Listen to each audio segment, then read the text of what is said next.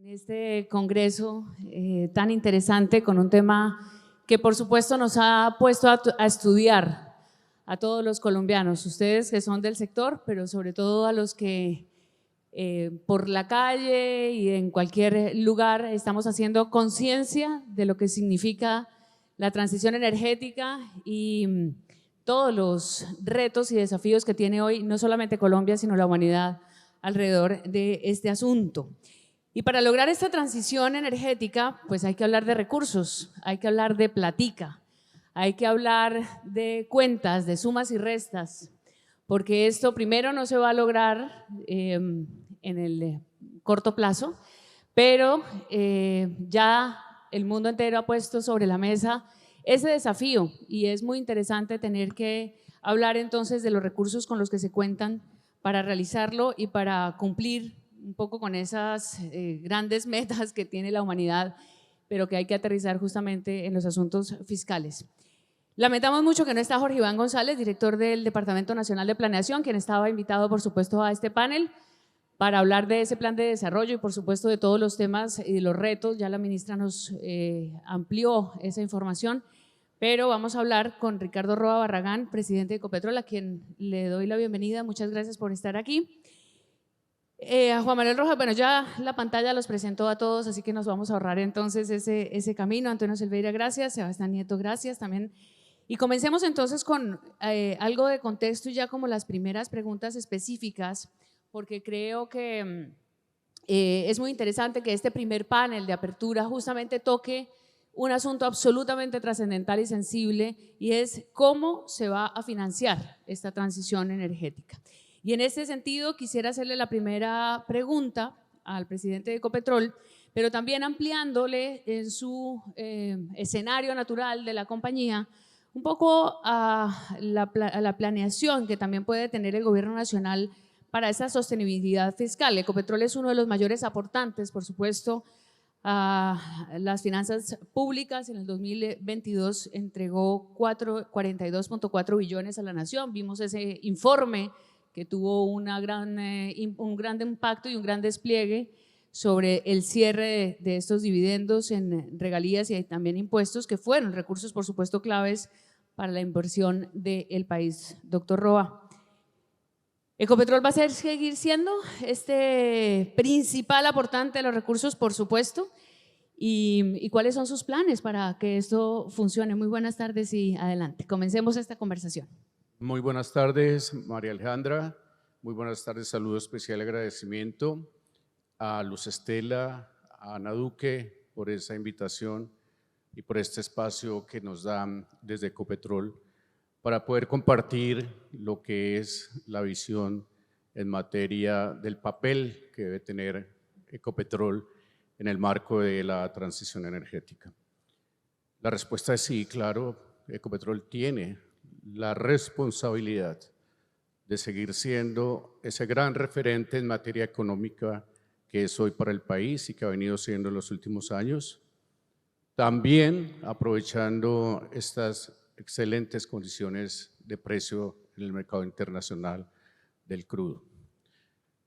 Lógicamente, nuestra meta es no solo mantener, sino ojalá superar estos niveles de riqueza que le aporta a través de las transferencias a la nación y hacia todos los colombianos Ecopetrol. Ese número de 42.4 billones de pesos de transferencias del año anterior deben de ser al menos iguales este año, pero no obstante las condiciones de precio, de reducción del precio en el mercado internacional sí nos llevan a mantenernos en unas transferencias a la nación los próximos 3 años que esperamos sean cercanas a los 95 billones de pesos en regalías, impuestos y utilidades. Nos corresponde también el gran reto de encontrar en la coexistencia del negocio tradicional de Ecopetrol sustentado en los combustibles fósiles, de avanzar firmemente con proyectos concretos de los cuales haré referencia más adelante, dentro de los que podamos ser el principal actor en la transición energética, porque tenemos con qué serlo. Tenemos nuestras refinerías, tenemos nuestra petroquímica, tenemos los activos de transporte de crudo y tenemos, lógicamente, una capacidad de generación propia instalada hoy, alimentada por combustibles fósiles y muy pronto alimentada por los combustibles de la transición energética.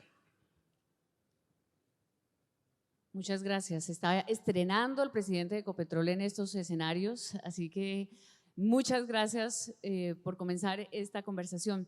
Vamos a hablar de la región. ¿Qué pasa en materia fiscal?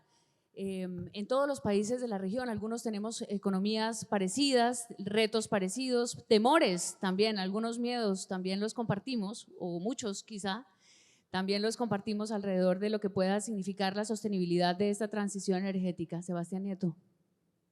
Bueno, primero que todo, pues un saludo muy especial a Luz Estela, también a Ana Duque por esta invitación al Congreso Naturgas. Es para nosotros desde la OCDE fundamental dialogar con ustedes acerca de las condiciones que vemos en América Latina en cuanto a espacio fiscal, pero también la transición energética y cómo compaginar ambos factores. Quisiera empezar anotando dos cifras importantes que tenemos hoy en día en América Latina.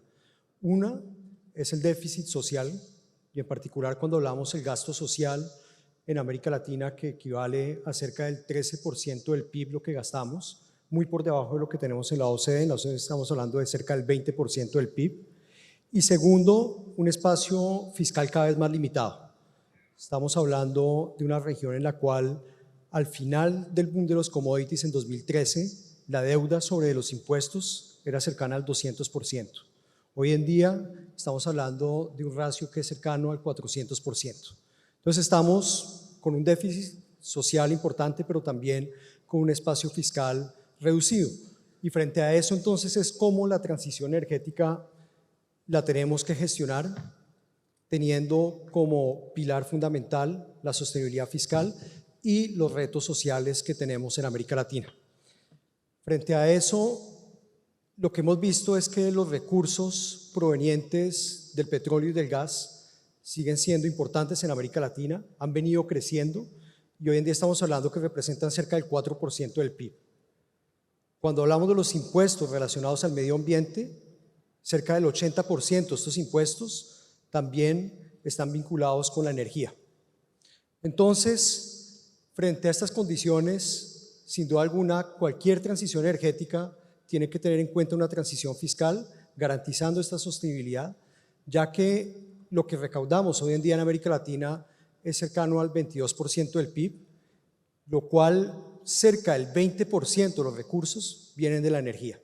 Entonces, frente a este escenario, sin duda alguna, cualquier acción desde el punto de vista energético o de plan productivo tiene que tener en cuenta estos números que sin duda alguna son bastante importantes y que sin duda alguna nos llama la atención de cómo también pensar en cómo reestructurar o pensar cómo mejorar la estructura tributaria en América Latina, donde todavía hay una dependencia muy alta de los impuestos a las empresas y nuevamente si hablamos de transición energética, pues también tenemos que saber cómo las empresas pueden invertir en los sectores verdes, sabiendo que hoy en día lo que tenemos de impuestos sobre la renta de las empresas en América Latina equivale a cerca del 15% del total de la recaudación, mientras que en los países de la OCDE estamos hablando de menos del 10%. Entonces, nuevamente tenemos que tener en cuenta cualquier política de transición energética, lo que queremos de marco de desarrollo productivo y segundo, el espacio fiscal que tenemos hoy en día en la región. Muchas gracias, Sebastián. Hablemos entonces, si la OCDE nos pone este escenario marco, pues hablemos de los que estamos aquí en la vecindad, ¿verdad?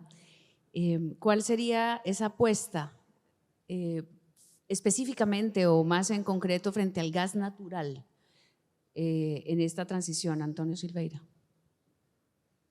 Muchas gracias, María Alejandra. Sacar provecho aquí para agradecer a la invitación a participar del Congreso Naturgas, al cuerpo directivo y a todos los asociados. También transmito un caluroso saludo de nuestro presidente Sergio Díaz Granados, que lamentablemente no puede atender hoy. Y, Alejandra, con tu pregunta, déjame dar un pasito atrás para decir los lineamientos que Sergio implementó en la CAF cuando asumió la presidencia, que fue la propuesta de tornar la CAF el Banco Verde y la reactivación económica en Latinoamérica. Llevamos esta propuesta al directorio de CAF, el directorio de CAF nos aprobó una capitalización muy expresiva de $7.000 millones para los próximos 8 años, y con esto vamos a tener un incremento importante del capital y importante en lo que podemos aportar a la región. Y la mirada de transición energética, por supuesto, tiene que tomar en cuenta las especificidades de la región, y CAF como un banco básicamente latinoamericano y caribeño, con una pequeña participación extrarregional, tiene que estar muy colgado a las condiciones y a los desafíos específicos de la región. En términos de emisiones, tenemos grandes diferencias en relación al promedio global. Nuestras principales fuentes de emisiones en el segmento de energía están en transportes. El resto del mundo tiene como 16% de emisiones conectadas a transportes. Nosotros tenemos mucho más que esto, en torno de 40%. Esto es un monto muy importante y deriva, entre otras cosas, de una incidencia grande de megaciudades en Latinoamérica, con un transporte urbano masivo muy débil. Si miras a São Paulo, si miras a Bogotá, si miras a Lima, tenemos ahí un déficit tremendo, y mirar la transición energética no es solamente mirar el segmento de energía o gas, energía eléctrica, etc. Es también mirar el uso de la energía. Tenemos que mirar la oferta y la demanda. Sebastián nos mostró muy bien que los desafíos fiscales que tenemos son desafíos tremendamente importantes, y esto nos obliga a tener un uso eficiente e inteligente de los recursos que tenemos para promocionar una transición energética justa a la región. Con esto, ¿qué vamos a mirar a partir de la CAF? Como somos un banco prácticamente latinoamericano y caribeño, no tenemos restricciones de otros que no pueden operar en segmentos de hidrocarburos. Nosotros sí podemos. Incluso tenemos financiamientos importantes en la región, el midstream, downstream de gas, por ejemplo. Estamos con una línea importante con Cálida en Lima, Callao. Ahorita aprobamos el financiamiento de la reversión del gasoducto norte en Argentina, y entonces estamos muy activos en el segmento de gas. ¿Por qué? Es parte de la necesaria utilización inteligente de los recursos para promocionar una transición con un combustible que permita limpiar parte de la base energética. Y esto está muy en línea con esta visión de CAF. Pero tenemos que tener en cuenta que el tema de la transición energética tiene que estar combinado con algunos otros desafíos, y ya mencionó Sebastián esto. Yo puedo decir aquí, tomando inspiración en una ponencia que el ministro Mauricio Cárdenas nos brindó en CAF en marzo, que tenemos que por lo menos mirar el tema de transición energética y emisiones, junto con reducción de pobreza y desigualdad, incremento de la productividad y del crecimiento potencial de la región. Entonces, esta combinación que nos lleva a reconocer que un uso eficiente de los recursos que pueda promocionar incluso incremento de los ingresos fiscales, tiene que ser implementado en la región. Y por esto estamos conectados con la necesidad de operar en los más distintos sectores de energía, sea en el lado de la oferta, sea en el lado de la demanda, para intentar apalancar esta transición justa. Este es el objetivo que tiene la CAF hoy y que estamos buscando con todas las formas de implementar, porque es un comando que nos otorgó el directorio, y en esto estamos haciendo fuerza. Gracias. Muchas gracias. Sí, toca buscarle la forma. Y el sector privado, por supuesto, ha tenido también en este proceso de reflexión general, mundial, de esta transición energética, primero unos principios que han sostenido hasta el momento, pero que sin duda los desafíos imponen creatividad, innovación. ¿Cuáles son, Juan Manuel Rojas, estos principios, digamos, que el sector privado debe mantener o quiere promover también para contribuir a esta transición energética? Gracias, María Alejandra. Buenas tardes a todos. Muchas gracias, Luz Estela, Ana María y a todo el equipo de Naturgas por esta invitación. Pues pensando en la transición fiscal y en esos principios para asegurar la participación privada, quiero hacer hincapié principalmente en dos. El primero de ellos es reconocer el rol importante que juega la inversión privada para desarrollar la transición y más aún para acelerarla. Muchos estudios dan fe de eso. Esta mañana escuchábamos a Carlos Pascual en el desayuno con algunos miembros de Naturgas, donde nos comentaba las inversiones que se requieren para lograr la transición. Recientemente, hace pocos meses, en la quinta cumbre de petróleo, gas y energía, uno de los conferencistas hablaba que si queremos alcanzar en Colombia las metas de transición energética que nos hemos impuesto al 2030 y al 2050, tenemos que invertir anualmente entre el 8 y el 11% de nuestro Producto Interno Bruto. Estamos hablando de 30.000 millones de dólares todos los años. Si uno toma el Plan Energético Nacional al 2050, donde en el escenario disruptivo se estima que el 45% de la matriz energética va a ser con fuentes de generación renovable y no convencional, estamos hablando de inversiones de aquí al 2050 de 530.000 millones de dólares, 2 veces el Producto Interno Bruto del 2020. Eso solo con recursos públicos no se puede hacer, requiere la inversión privada. Y ese es un primer principio en materia de transición energética. Necesitamos al sector privado y eso me lleva a lo segundo, y es tenemos que crear las condiciones, el marco regulatorio y de política pública estable para atraer esa inversión a Colombia y para que los que estamos en Colombia sigamos invirtiendo. Hace poco, en el discurso inaugural, Ana Duque mencionaba precisamente que necesitamos agilidad en el regulador e independencia. ¿En qué se traduce eso? No podemos estar cambiando los directores de la CREC permanentemente. Necesitamos que nos definan quiénes van a ser. No podemos perder la independencia del regulador. No, este sector, y pensando en esa estabilidad regulatoria, requiere de planeación a largo plazo. También fue mencionado en la sesión inaugural. Esto no se planea año por año. Si, por ejemplo, vamos a esperar el informe de reservas todos los años para definir si salimos a asignar áreas de exploración nuevas, así no se planea un país. Nosotros tenemos que aumentar el número de años de reservas de gas, que ya vimos, cayeron las reservas probadas, lo presentó la ministra, no sabemos si en 8 meses, en un año, pero cayeron las reservas probadas, aumentamos los recursos contingentes, es cierto, pero estamos a la espera de que los proyectos del offshore se desarrollen. Entonces necesitamos dar esas señales de largo plazo en un marco regulatorio estable. Este sector se planea a largo plazo. Tenemos piezas de legislación que son claves. El marco regulatorio ha funcionado en Colombia en los últimos 30 años bastante bien. La ley 142, la ley 143 permitieron que se planeara un sector energético sin racionamientos y funcionó bastante bien y viene funcionando muy bien. Ahora bien, ¿dónde estamos fallando últimamente?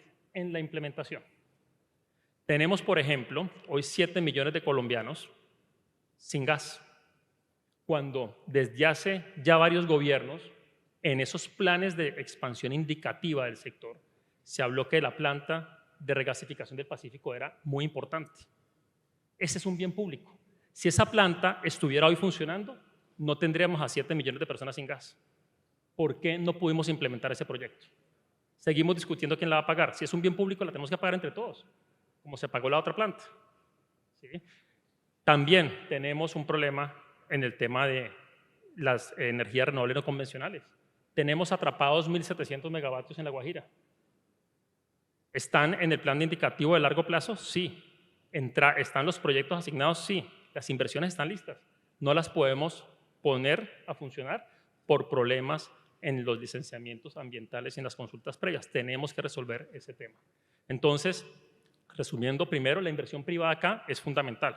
Esos proyectos de La Guajira, todos requerían inversión privada. El sector público solo no puede hacerlos. Segundo, el marco regulatorio estable, con políticas públicas estables de largo plazo, planeación indicativa de largo plazo, se vuelve fundamental para asegurar que el sector privado participe acelerando esa transición energética.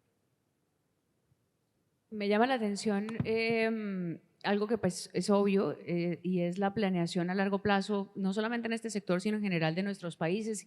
Y antes de ir a la segunda ronda de preguntas, quisiera desde la OCDE, por ejemplo, una visión sobre esa un poco frustración de estas naciones nuestras, tal vez en términos de financiación la cosa pueda parecer un poco más estable, bueno, pero en las políticas públicas de conseguir esos estándares de desarrollo, esa planeación a largo plazo, ¿cómo se puede? Y esto es una invitación también, doctor Roa, para que podamos conversar alrededor de esto. ¿Cómo se puede mejorar? ¿Cómo se puede garantizar, si se quiere, cuando hay cambios políticos que nos someten a muchas veces a repensar todo desde el principio? Bueno, un tema fundamental que va más allá de Colombia es cómo tener una visión a largo plazo consensuada. Y en ese sentido, lo que vemos, por ejemplo, como un instrumento clave en Colombia son los planes nacionales de desarrollo. Y felicitamos precisamente que el último plan fue el desarrollo de un diálogo armonioso con el sector privado, con la sociedad civil, con las regiones, y eso es algo fundamental para saber cuál es la agenda que se quiere en el mediano y largo plazo.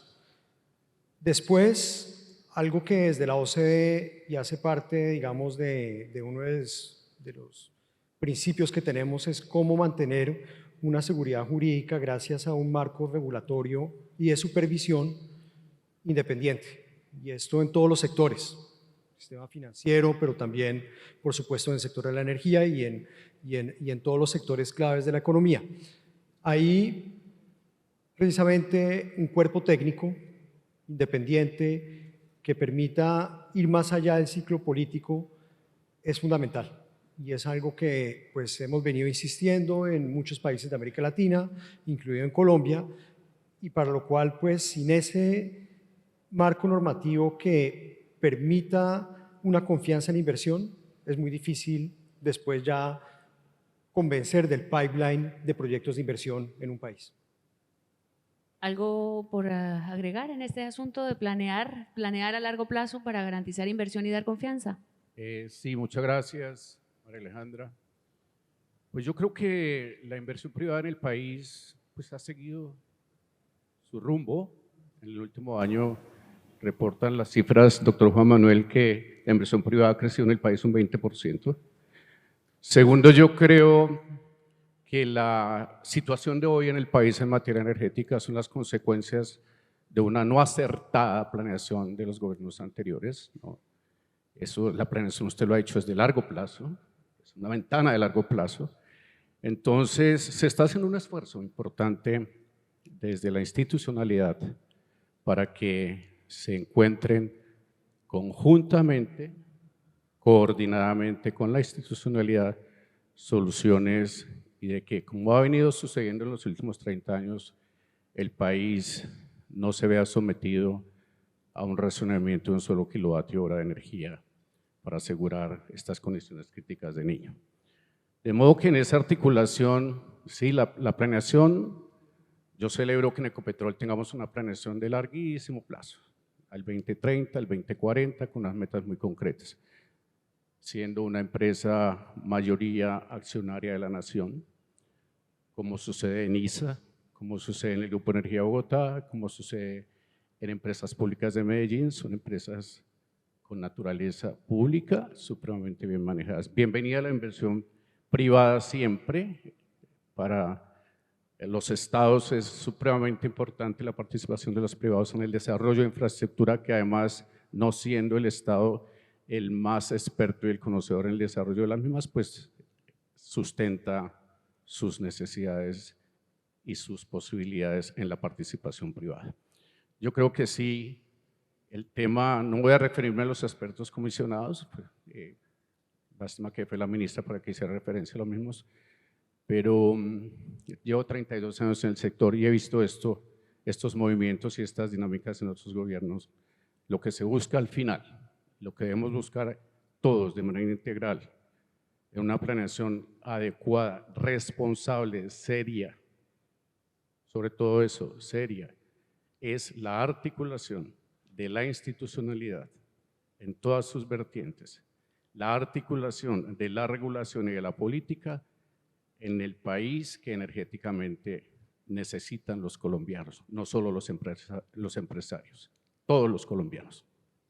Gracias, y me voy a quedar con usted, doctor Roa, no entregue el micrófono, porque cuéntenos cuáles son los planes de Ecopetrol en el mundo específico del gas natural. ¿Cuál es el rol del gas en esas apuestas que tiene la compañía? Sí, María Alejandra, hoy Ecopetrol pues obviamente tiene un papel supremamente relevante en la industria del gas. Producimos prácticamente el 80% del gas que consume el país. Ecopetrol tiene en su portafolio de prospectiva, de disponibilidad de reservas en el mediano y largo plazo, unos 18 terapias cúbicos de reservas, sustentadas una buena parte de las mismas en el offshore, en los proyectos costa afuera y obviamente en la mayor búsqueda y explotación con mejora de tecnología en el Piedemonte llanero. Estamos pensando en unas reservas, tenemos la gran expectativa y la gran apuesta de unas reservas de unos 7 terapias cúbicos en Uchuva, unos 2.5 terapias cúbicos en Gorgón y 0.5 terapias cúbicos en Orca. Hemos destinado recursos importantísimos desde este año para ampliar la búsqueda de petróleo y de gas en 48 contratos que tenemos vigentes y en 30 en los que están siendo explotados hemos encontrado posibilidad de aumentar las reservas y la producción de gas. Por eso seguimos creyendo que hacia el 2030, hoy somos del total de la producción de hidrocarburos en el país, el 22% es de gas. Nuestra apuesta, nuestra gran apuesta es de que al 2030 estemos en un 30% de producción de gas del total de los hidrocarburos. Y es una apuesta que se materializa también en el terreno, en el territorio, en proyectos como el que acabamos de anunciar del GasTrack. La expectativa es unos 3.000, 4.000 vehículos convertidos a gas de transporte de carga. Nuestra apuesta al 24 es tener 90.000 usuarios de los estratos 1 conectados al sistema de gas natural. Y la apuesta al 2030 es que sean 300.000 dentro de nuestro programa conocido como gas social. Tenemos recursos importantes destinados y apropiados a promover y a incentivar el desarrollo de la industria del gas en el país. Decía esta mañana en el desayuno que da un sentimiento como de poca pasión y muy poco de tristeza ver el comportamiento de la demanda del gas natural en el país, que en los últimos 10 años, quietico. Yo creo que ahí tenemos el gran reto porque desde Ecopetrol pensamos que el gas natural sí es el elemento esencial de la transición energética. 2030 es esa fecha, ¿no? Oímos el 2030 permanentemente en los retos ambientales, en los retos de esta transición energética, y son 7 años apenas lo que nos falta para llegar al 2030. Lo menciono porque creo que 7 años es nada en este sector, sobre todo cuando las urgencias pues, son tan a corto plazo. Justamente de recursos y de recursos y de transición fiscal, que es lo que estamos hablando, ¿cuáles son los planes, Antonio, para el futuro inmediato de la CAF, para seguir ayudando, para seguir financiando esta transición? Gracias, Alejandro. En concreto, planes, programas, etcétera. Ajá. Bien, aparte del nuevo capital que empieza a ingresar en CAF, que nos permite una fortaleza financiera que mejora nuestra capacidad de asistir a los países, hay que tener en cuenta que bancos multilaterales en toda su suma no logran tener un balance que atienda las necesidades, por ejemplo, de América Latina. Se puede somar el Banco Mundial, el BID, CAF, entre otros, no vamos a tener condición de aportar todo lo que necesita América Latina, de la misma forma que no hay todo lo que necesita el mundo en desarrollo para hacer la transición. Ni estoy hablando de hacer el desarrollo de una forma más amplia. Entonces, el rol central ahí es usar la fortaleza financiera que tiene la CAF, mirando la parte financiera para apalancar recursos y guiar los asociados de la CAF para generar formas de movilizar recursos domésticos y desde nosotros usar nuestra fortaleza para apalancar recursos privados y públicos que vengan de otras regiones para apoyar esta transición. Pero esto es solamente la mirada desde el punto de vista de catalización de recursos, promoción de recursos. Aparte de esto, estamos teniendo miradas en el ámbito de conocimiento y de metodología. Uno, para adecuar los conceptos de cartera verde que hoy son estándares entre los bancos de desarrollo, para que se pueda incluir las especificidades de Latinoamérica y que nos posibilite cumplir lo que prometemos en la COP26, que es llegar a 2026 con aprobaciones en el ámbito del 40% de la cartera, aprobaciones verdes.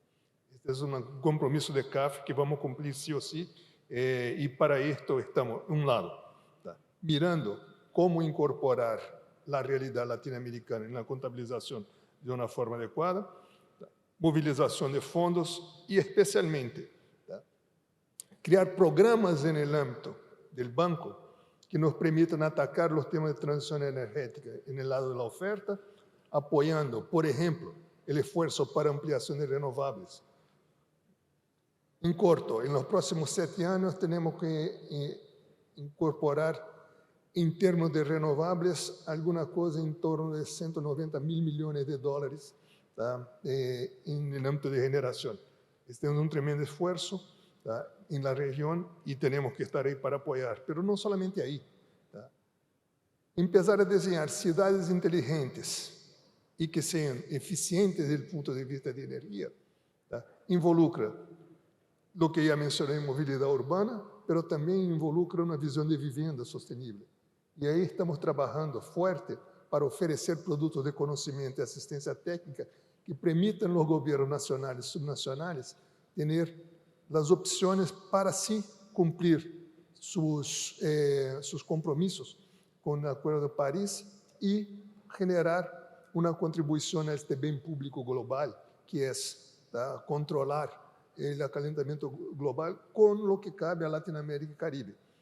Otra vez, emitimos poco, emitimos distinto, pero tenemos el compromiso, como todo el mundo, de controlar esto. Y la CAF está alineada por todos los lados, sea en términos de finanzas, sea en términos de conocimiento, asistencia técnica y discusión de reglas. ¿Los países aprovechan bien estos espacios y estos programas y estas políticas que tiene la CAF? ¿Usted cree que los países saben usarlos bien y aprovecharlos al máximo, digamos? Las distintas áreas de la CAF están haciendo charlas con los distintos gobiernos nacionales y subnacionales, porque tenemos una penetración grande en gobiernos subnacionales en Colombia, Ecuador, Brasil, Argentina, con este menú de opciones que tenemos, aparte de todo el esfuerzo con el sector privado. Un detalle que yo no había mencionado, también estamos promocionando la creación de un mercado voluntario de carbono regional para mejorar la capacidad de negociación en el ámbito de las transacciones de certificado de carbono de Latinoamérica en relación a los grandes mercados compradores que son China, Estados Unidos y Europa. Muchas gracias. Hay un informe que preparó la OCDE el año pasado, bueno, que se conoce ahora, pero que son las perspectivas económicas de América Latina para el año 2022, y justamente habla de una transición verde y justa. Verde entendemos y lo de justa es el gran reto, ¿verdad? ¿Cuáles son las grandes conclusiones de este informe, Sebastián?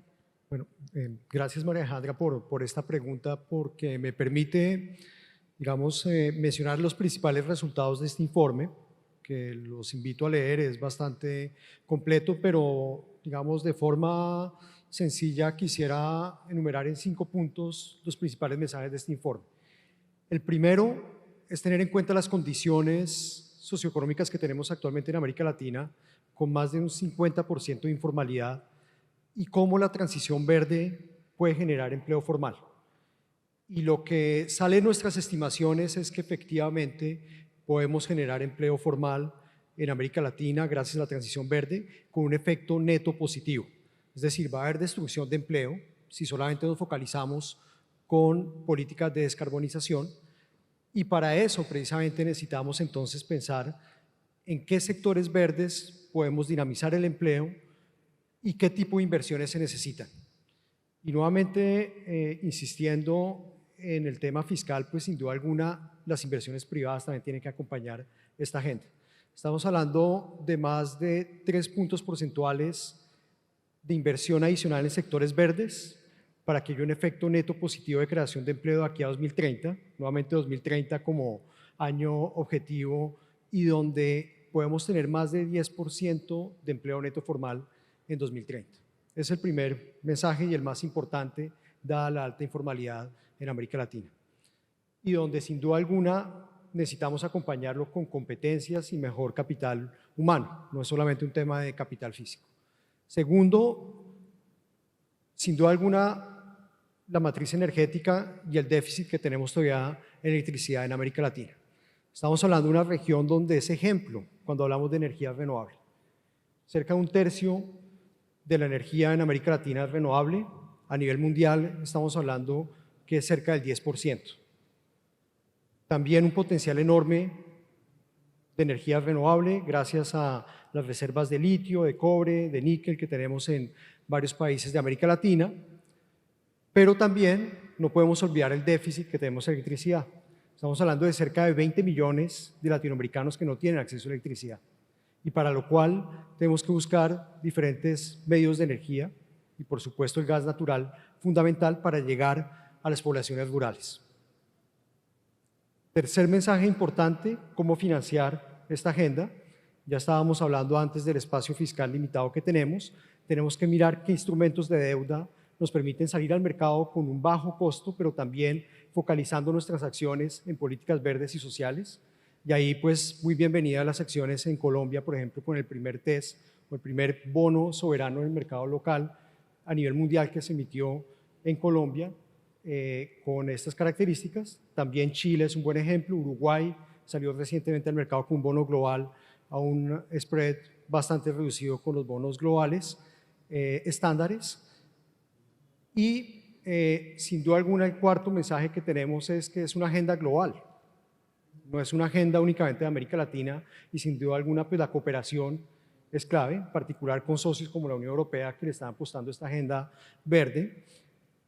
Y detrás de esto pues algo que estamos viendo es el Pacto Verde Europeo, donde puede ser una oportunidad sin duda alguna para las exportaciones de mejor calidad, pero que sin un acompañamiento de transferencia de tecnología, diálogo de pares y también buscar cómo, además de la transferencia de tecnología, compartimos experiencias, va a ser muy difícil llevar a cabo esta transición verde en América Latina sin una buena cooperación o una cooperación reforzada. Y por último, pues toda esta agenda ambiciosa de creación de empleo formal, de inversiones, de una transición energética y de financiación con instrumentos verdes, pues necesita al final pues consensos entre diferentes actores, la sociedad civil, el sector privado, los gobiernos subnacionales, y es algo que al mismo tiempo que lanzamos este informe, la COP27, también lanzamos una iniciativa que se llama EFECT, y el EFECT finalmente es un acompañamiento a los países de cómo llevar esta transición energética y que sea justa y sostenible desde el punto de vista también fiscal. Y es un proceso en el cual, pues, sin duda alguna, el diálogo consensuado, informado con evidencia empírica es fundamental y bueno, tenemos esa iniciativa que la ponemos a la orden de Colombia para implementar. ¿Qué será más difícil, encontrar recursos o hacer el consenso? Esa es una buena pregunta, a ver si hacemos un consenso para encontrar los recursos necesarios o para manejar los pocos que hay. Y por supuesto, entonces, el sector privado, y vuelve a mencionarse el sector productivo de cara a estos procesos que hemos hablado que implicará o que implica ya la transición energética. ¿Qué horizonte y digamos si uno se estirara como un caucho, ¿no? Pienso yo, ¿hasta dónde se puede estirar esta cuerda y este caucho esperando en cumplir estas metas desde el sector privado, por supuesto con lo que ya hablamos antes, está requiriendo, pero también está aportando, es decir, está ya en proceso de ejecución? María Alejandra, ¿qué podemos hacer del sector privado para acelerar la transición? Yo creo que hay varias cosas y voy a resaltar principalmente 4. La primera y más importante es que cada operador, cada empresa de servicios públicos y cada empresa entienda cuál es su huella de carbono, la mida y cuál es el impacto en emisiones que tiene. Ese es un primer paso. Creo que muchas de las empresas, Luz Estela lo anunció en su discurso, ya tenemos programas en curso para compensar, mitigar nuestras emisiones, pero ese es un primer paso. El segundo tiene que ver con programas de eficiencia energética. Y también pueden comenzar a implementarse de manera inmediata. Ahí hay un potencial enorme y creo que en Colombia todavía estamos lentos en ese frente. Hacer auditorías energéticas, la inversión en tecnología para lograr una mayor eficiencia en las operaciones, en los consumos de energía, cómo se deben premiar en todas las empresas aquellos que reducen el consumo, el gasto, que promueven la circularidad, es un segundo aspecto muy importante. El tercero, que no es sencillo, pero sí es muy importante, es cómo ayudamos a descarbonizar nuestra cadena de suministro. Y no es sencillo porque implica ir donde nuestros proveedores, algunos que son esenciales, para exigirles estándares, para acompañarlos en el proceso de identificar cuál es su huella de carbono y para elevar sus estándares. Entonces, aparte no es fácil. Creo que sí hay muchos instrumentos para acompañarlos en ese proceso. Por ejemplo, cómo a través de los procesos de abastecimiento premiamos a aquellos proveedores que proveen tecnologías o que nos brindan tecnologías más limpias y más amigables con el medio ambiente, si en las calificaciones les damos un mayor puntaje o no. Esa es una primera parte. Cómo acompañamos la medición, en el caso de empresas de gas, de las emisiones fugitivas. En fin, hay una cantidad de herramientas que podemos implementar para poder ayudar a descarbonizar la cadena de suministro. Y el cuarto punto que me parece muy importante son las inversiones en tecnología e innovación que hacemos desde las empresas para apalancar la transición energética. En el caso de Promigas, nosotros el año pasado, por ejemplo, inauguramos el primer piloto de hidrógeno verde para mezcla o blending en redes de metano, de distribución. Estamos haciendo muchos análisis de laboratorio para ver cómo podemos aumentar esa capacidad en nuestras redes de distribución. Estamos trabajando temas de energía termosolar, estamos avanzando en temas de movilidad con hidrógeno. Entonces, sí, promover la investigación aguas adentro. Hace poco se mencionaba también el tema de los biogases, también tenemos proyectos. Entonces, ese es otro elemento muy importante, porque aquí hay mucho de prueba y error en todo el proceso de estirar en ese caucho que usted dice en el tiempo. Algunas van a funcionar, algunas tecnologías todavía no son maduras, pero cuando vaya uno avanzando en el proceso de investigación, pasar del piloto al prototipo y después a la implementación, pues vamos a estar listos y mejor preparados cada una de las empresas si hemos avanzado en la investigación y desarrollo de esas tecnologías. Le quería preguntar por la primera conclusión del informe de la OCDE que se refiere específicamente al empleo, a la formalización del empleo a través de esa agenda verde. ¿Ustedes en el sector privado y en el sector en general lo ven así? Es decir, todo este camino puede ir de la mano, por supuesto, de la generación de empleo y de formalización, por supuesto, en procura de avanzar, de poner a marchar de una manera más dinámica el sector? Pues yo creo que las empresas de hidrocarburos fósiles y las empresas de servicios públicos todas trabajan sobre la base de empleos formales. Difícilmente vamos a ver empleo informal en nuestras empresas. No, es vincular informales seguramente al mercado formal. Pero claro. sí vemos un potencial Al enorme crecimiento. para atraer talento, para desarrollar todas esas nuevas áreas de investigación, de tecnología, y en la medida en que vayan madurando, hay espacio para incorporar nuevos empleos. Hace poco, pues en la inauguración del evento, sí, pues tenemos que mirar con mucho ojo y detalle lo que puede pasar en el proyecto de reforma laboral. Se hablaba al principio en los discursos inaugurales, porque sí podrían llegar a tener un impacto importante, el proyecto como está, sobre la generación de empleo futuro. Hay que mirarlo con mucho detalle. Pues justamente como son tantos los retos y los desafíos, hablemos de los riesgos que pueden aparecer o que están de alguna manera presentes ya para avanzar en esas, primero en las inversiones en transmisión energética, en la transición energética, perdón. ¿Cómo se pueden mitigar estos riesgos? Y esta es una pregunta para todos. Empecemos entonces, doctor Roa, ¿qué riesgos ve, qué riesgos pueden llevar, digamos, a un escenario más problemático para la inversión y cómo mitigarlo, cómo abordarlo? Bueno, yo creo que el tema de riesgos para la implementación de la transición energética hay que irlos identificando y colocarlos como siempre en una matriz de cada uno de sus clasificaciones que existen en riesgos. Yo creo que el principal riesgo que enfrenta hoy el país es el no sentar desde ahora las bases para la transición energética. Si no hacemos nosotros hoy la tarea que nos corresponde, otros la van a hacer por nosotros. Es un primer mensaje y el primer gran riesgo. ¿Qué hemos hecho nosotros para transición energética? Destinar recursos. De aquí al 2025 hemos apropiado 15 billones de pesos para proyectos en bajas emisiones e hidrógeno verde, azul y gris.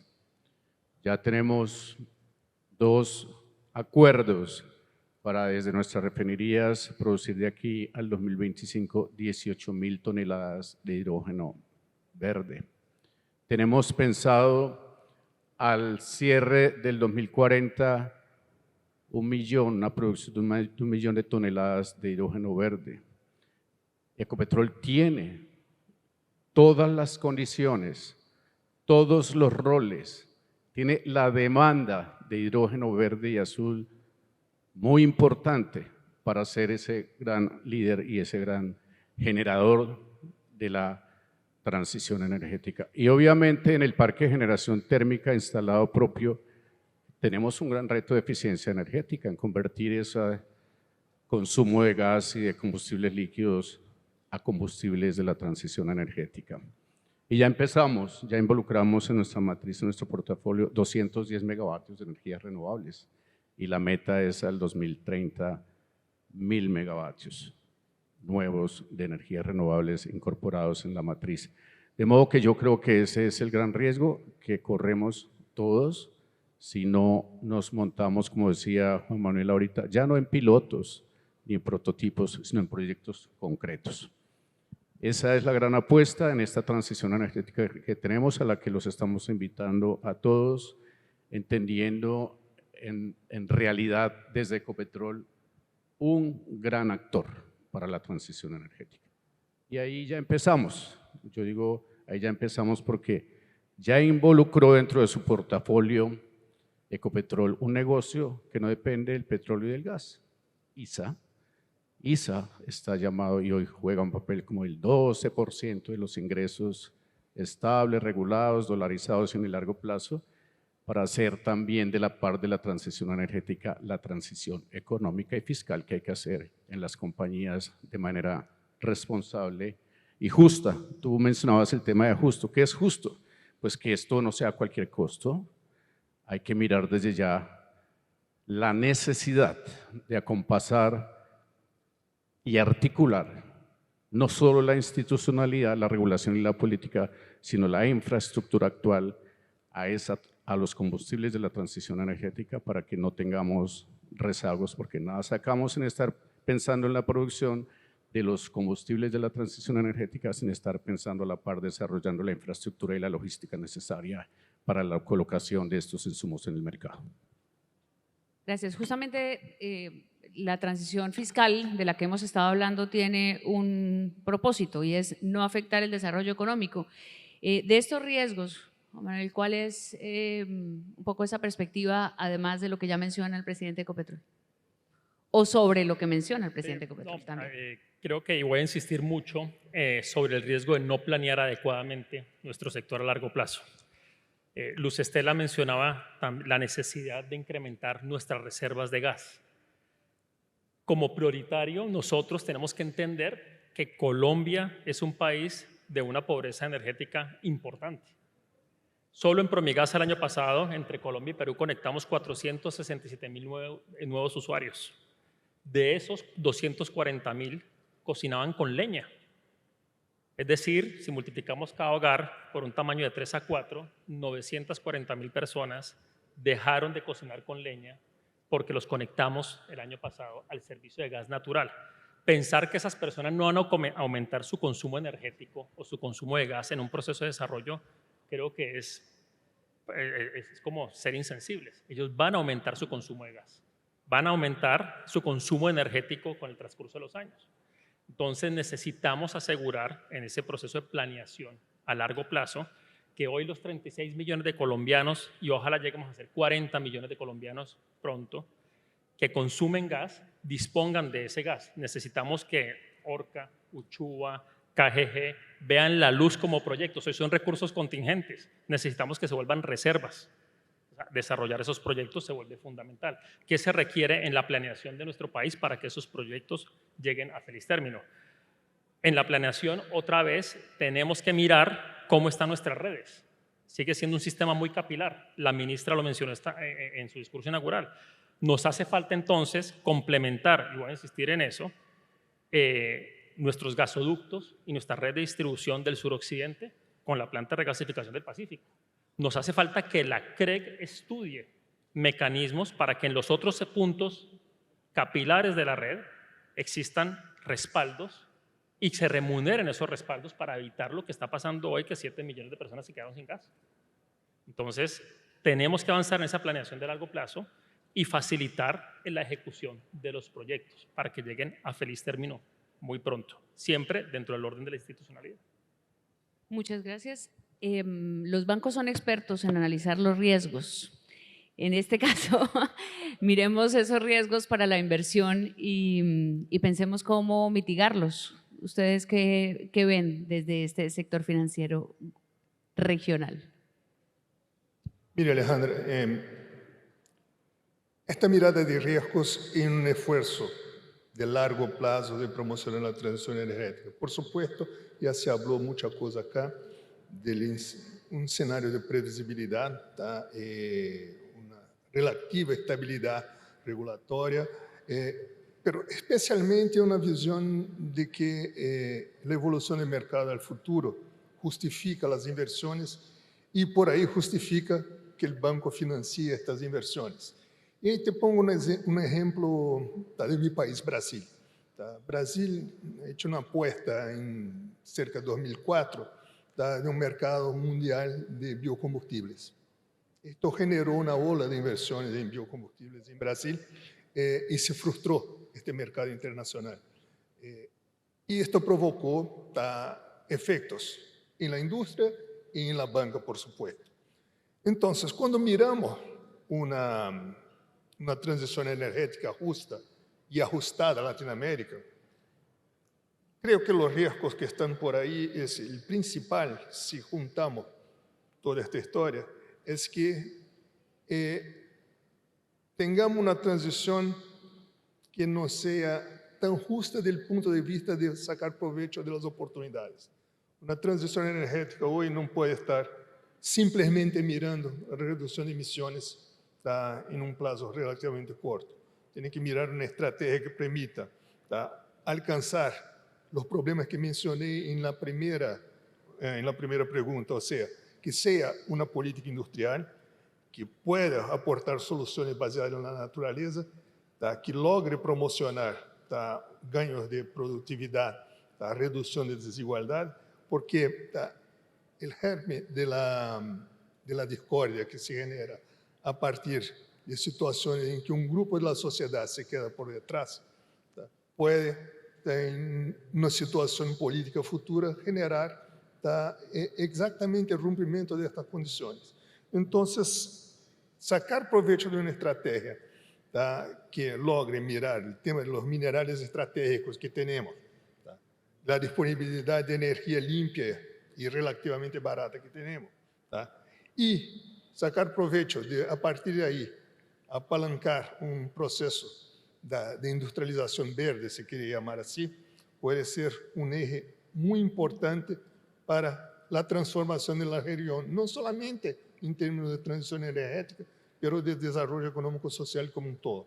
Então, esta mirada, que é ter uma estratégia de largo prazo, usar a diplomacia para isto, e a inserção de Latinoamérica no mundo como provedor de alimentos, provedor de energia barata, ojalá provedor de hidrógeno verde. Tá? Todo esto faz parte, tá? De uma coisa que tem uma visão, que tem que ter uma visão política estratégica e que, por que não? Tá? Há que fazer de uma forma relativamente integrada. E aí conecto com uma das missões da Fundação da CAF, que é promocionar a integração regional.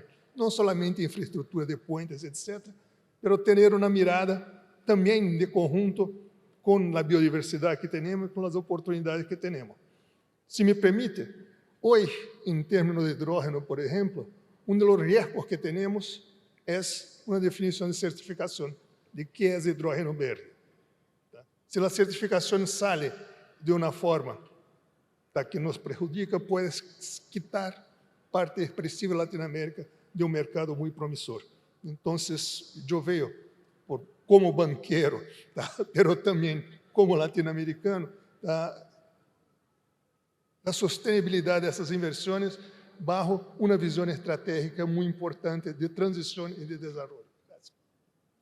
Muy bien, muchas gracias. Las preocupaciones alrededor de los riesgos y, por supuesto, los riesgos traen enormes retos, por supuesto, para asumirlos y para mitigarlos, pero sobre todo para no negarlos, ¿no? Es importante primero reconocerlos, como creo que es lo que hemos estado conversando esta tarde.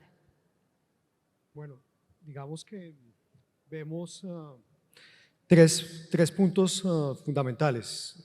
El primero, volviendo a tu punto de que es más importante si los consensos de la financiación, sin duda alguna los consensos es algo que vemos como un reto muy importante y un riesgo precisamente para que se lleguen a cabo esas inversiones energéticas. Entonces,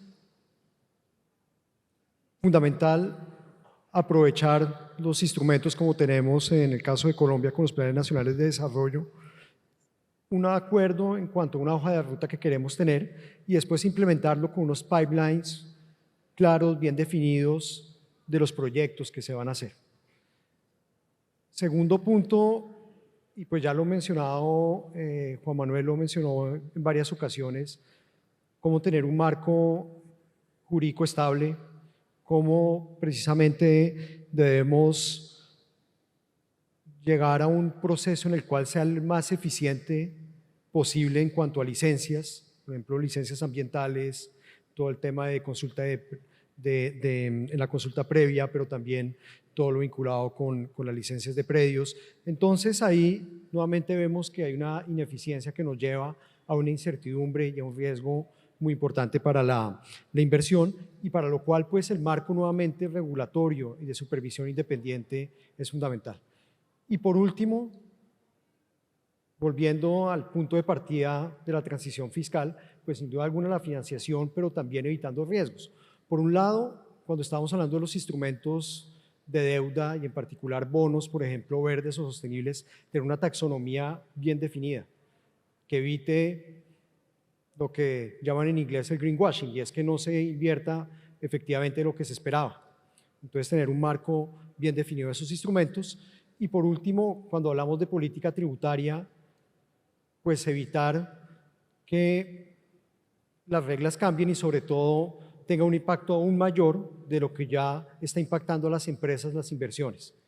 Nuevamente, insistiendo a lo que decía inicialmente, las empresas en América Latina pagan proporcionalmente más de lo que pagan en los países de la OCDE y las desgravaciones en bienes de capital son menores de lo que tenemos en los países de la OCDE. Entonces, nuevamente, si vemos la tasa efectiva marginal del impuesto sobre las empresas, pues en América Latina es mayor de lo que tenemos en los países de la OCDE, e incertidumbre alrededor de esto, pues afecta también las inversiones. Bueno, muchísimas gracias a los panelistas. Presidente de Ecopetrol, bienvenido, muchísimas gracias. Mucha suerte con su gestión. Juan Manuel, muchas gracias, muy interesante además, y espero que durante estos 3 días de paneles interesantes pues vayan encontrando más respuestas. Muchas gracias, Silverio, por toda esta apreciación de la región y por supuesto desde la OCDE que nos ponen tareas permanentemente. Ahí estamos tratando de llegar justamente a esos estándares en los que esperamos en estos países de América Latina se conviertan en desarrollo social, en igualdad para todos. Yo quisiera como hacer un pequeño resumen de palabras que quedaron de este panel. Creo que una muy importante es la del consenso. La otra, sin duda, la de la planeación. Creo que también tiene una perspectiva absolutamente necesaria.